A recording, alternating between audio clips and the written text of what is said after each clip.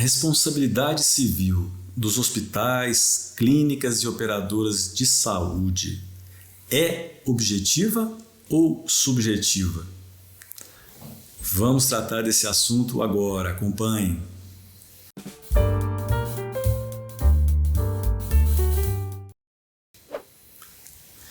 Olá, caríssimos colegas, sejam muito bem-vindos ao nosso canal.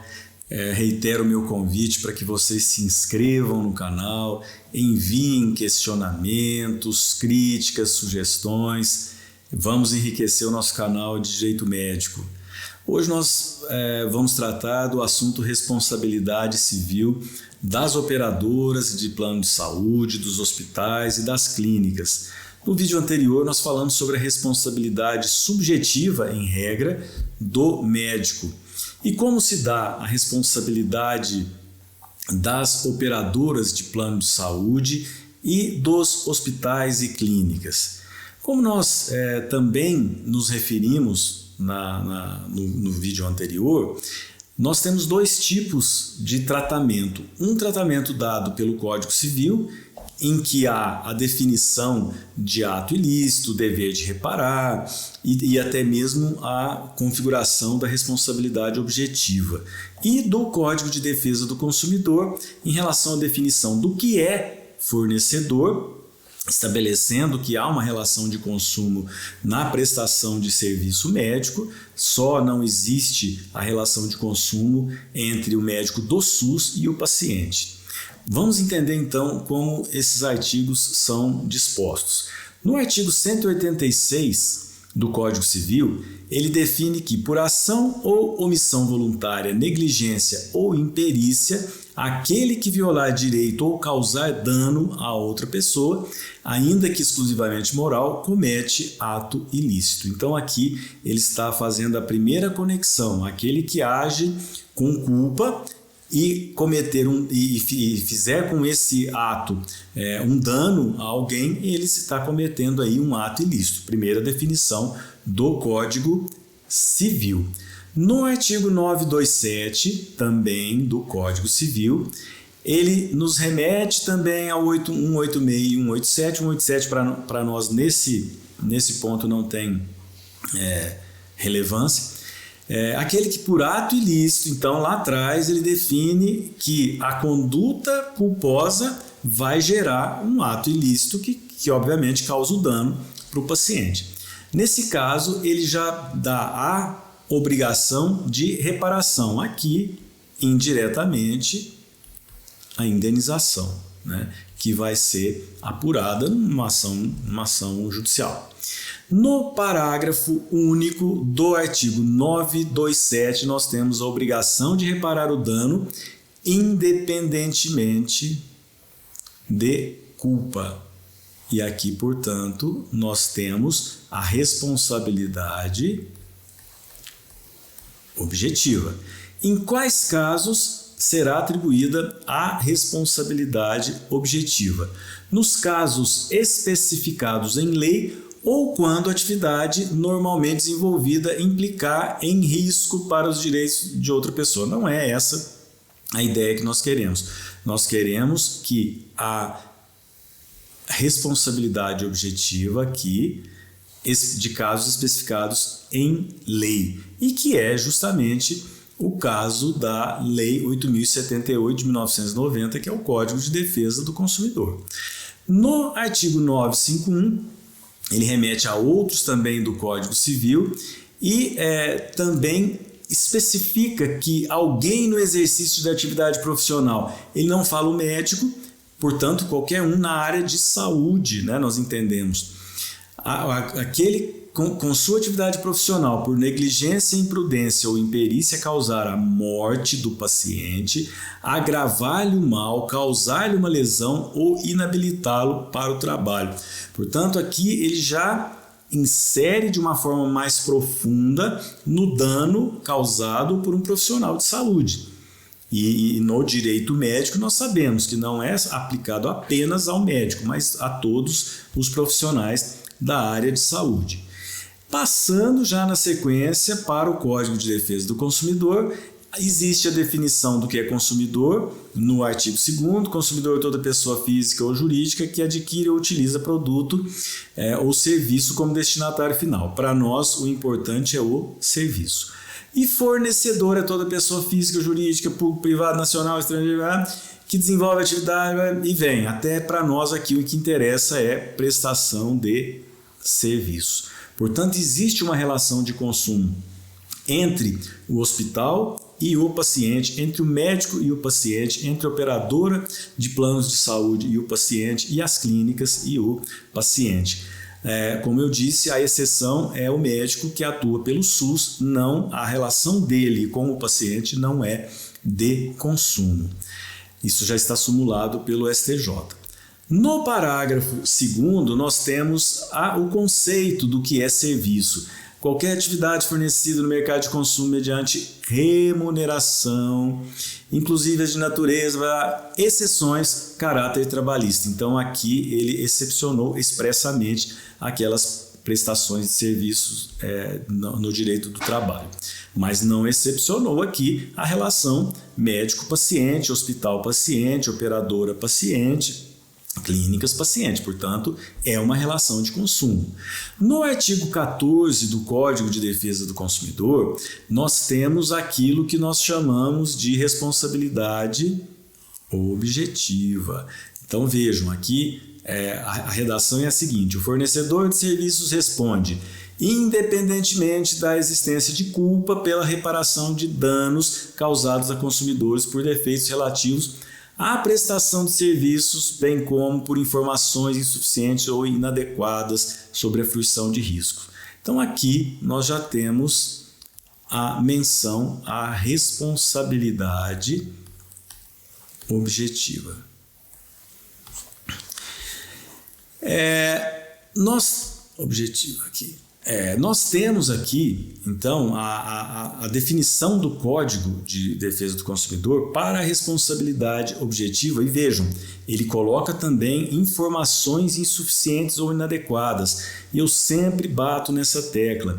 O médico tem obrigação, além do tratamento eficiente e adequado para o paciente, também informações claras. Ele é obrigado a se comunicar bem com o paciente, ele é obrigado a passar informações claras. Se não houver possibilidade, encontre alguém para intermediar essa comunicação, porque a responsabilidade do médico também está inserida neste contexto de comunicação e de informação clara e que o paciente possa entender. Esta responsabilidade objetiva é aplicada ao fornecedor. Tá? Só que aí, no parágrafo 4º do artigo 14, nós temos uma exceção. A exceção a essa responsabilidade objetiva, que são os profissionais liberais. Portanto, os profissionais liberais aqui teriam a sua responsabilidade subjetiva, que é o caso do médico. Portanto, o médico teria aqui a responsabilidade subjetiva, em regra, é uma exceção ao princípio da responsabilidade objetiva do artigo 14. Porque para o artigo 14, o fornecedor tem obrigação solidária, responsabilidade solidária e objetiva. Se é solidária, os médicos e os hospitais respondem pela mesma obrigação de forma integral. Agora, o fato de configurar ou de se afigurar o médico com a responsabilidade solidária em relação a operador, hospital e clínica, não transforma a obrigação dele, do médico, de meios para resultado. Portanto, o médico continua tendo obrigação de meios, com as exceções que nós comentamos no outro vídeo. Cirurgias plásticas propriamente ditas, que são as embelezadores, cosmetológicas, a radiologia, exames anatomopatológicos, bancos de sêmen, bancos de transfusão, de sangue. Então nós temos, de sangue, né, para transfusão, melhor dizendo. Então nós temos aqui situações que são excepcionadas pela doutrina e pela jurisprudência. Não existe na lei nada que coloque a obrigação do médico como resultado, e esse é um trabalho da doutrina e da jurisprudência, né? Mas nós já temos isso como uma posição solidificada. Tá, mas vamos entender então como se dá essa situação. Se nós temos o médico com a responsabilidade subjetiva e o hospital como um fornecedor, portanto com responsabilidade objetiva, como nós podemos conjugar essa situação? De que maneira nós podemos entender essa situação? Primeiro, não se imagina uma situação aí no mínimo teratológica em que o médico seria atribuído ao médico um ato adequado, portanto sem culpa, e que não causou com aquele ato o dano ao paciente, e ao mesmo tempo responsabilizar o hospital de forma objetiva. Seria uma situação absurda, uma incoerência relevantíssima. Então, o que nós temos que entender? O médico continua com a sua responsabilidade subjetiva como regra. Esta é a regra. E o médico terá a sua responsabilidade como objetiva por obrigação de resultado apenas nos casos em que nós citamos. Assim mesmo, é necessário se averiguar, se apurar de forma concreta esta atitude do médico, né? Porque nem sempre é tão simples assim dizer, foi uma cirurgia plástica embelezadora ou então para uso de cosméticos, então, portanto, vai ser objetivo. Não, isso também tem que ser avaliado, né? Porque mesmo que o médico tenha agido de forma adequada, é preciso ver isso com cautela. E aqui está, né, mais uma vez, uma função, um papel nosso como advogado especialista em direito médico para orientar o médico que é nosso cliente. Ele tem que saber sobre esses riscos, né? Ele tem que alertar o médico que faz a cirurgia plástica propriamente dita, e também aqueles médicos que são responsáveis por setores de imagem, de radiologia, né, por exemplo. Então nós temos aqui situações em que há claramente a distinção entre as responsabilidades. A responsabilidade do médico sempre subjetiva, com as exceções que nós falamos, e a responsabilidade do hospital objetiva. Mas objetiva de que forma? Eu costumo atribuir um adjetivo aqui um complemento, né? Melhor dizendo, um complemento a essa responsabilidade, eu coloco como uma responsabilidade objetiva mitigada, porque nós temos uma situação em que o médico será responsabilizado de forma subjetiva e o hospital de forma objetiva. O médico depois da apuração de culpa, não houve culpa, atuou de forma adequada, não teve negligência, imperícia ou imprudência, e o hospital não pode ser responsabilizado de maneira objetiva, ou seja, responsabiliza-se mesmo que o hospital não tenha agido com culpa. Não faz o menor sentido o hospital ser responsabilizado por um ato do médico que foi considerado adequado. Portanto, aqui nós temos a responsabilidade da operadora ou do hospital ou da clínica apenas em atos específicos do hospital. Vamos colocar o hospital, que é mais simples de nós entendermos. O hospital, ele agirá com culpa presumida, ou seja, sem analisar-se, sem que seja necessário avaliar a culpa, em situações em que houver a atividade empresarial do hospital, a atividade estrutural, quando o hospital coloca à disposição a sua estrutura, coloca à disposição toda a sua hotelaria com serviços de alimentação, de higiene, quando ele coloca na sua estrutura um banheiro adequado para o paciente que possa se deslocar com segurança, quando ele monta um centro cirúrgico adequado, eficiente, e também no trabalho da equipe. Quando entra o médico, quando entra a responsabilidade do hospital em relação ao ato do médico, primeiro deve ser apurada a responsabilidade do médico.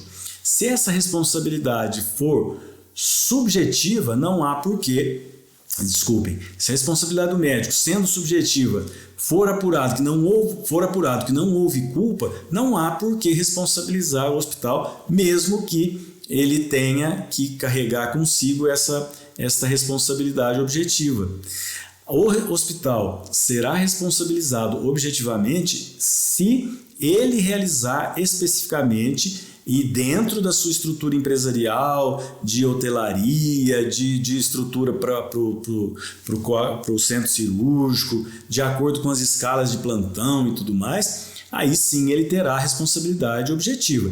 Quando for a responsabilidade objetiva por ato do médico, essa responsabilidade passará a se chamar, na minha modesta opinião, como responsabilidade objetiva mitigada.